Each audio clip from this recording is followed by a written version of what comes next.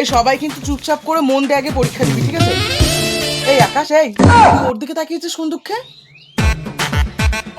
আরে পরে প্রেম করবি, আগে পরীক্ষাটা ভালোভাবে দে, গাধার দল। নে ধর।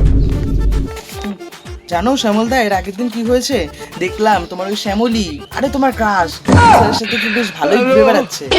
হ্যাঁ, আমি নিজের চোখে দেখলাম। হ্যাঁ, এই তুই কথা বলছিস, এই এই, চুপ কর। এত কথা বলছিস কেন তোরা সবাই? এই তুই প্রশ্নপত্র দেখে হাসছিস কেন রে? প্রশ্ন কি সহজ আসছে নাকি? না না স্যার, আপনার মুখ দেখে হাসি পাচ্ছে।